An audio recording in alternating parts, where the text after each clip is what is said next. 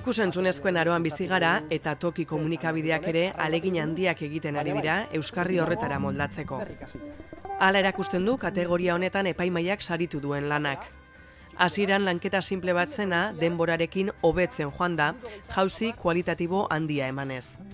Bitarteko gutxirekin, baina gaiaren lehen eskuko ezagutza eta bidean ikasitakoa ondo aprobetxatuz, produktu didaktiko eta entretenigarria lortu dute. Alde grafikoa, plano aukeraketa eta argiztapena mimo handiz zainduz. Horregatik guztiagatik, Tokikom sarien epaimahaiak erabaki du 2017ko ikusentzunezkorik onenaren saria Baleikek aurkeztutako Tapa Pala 2 sailari ematea.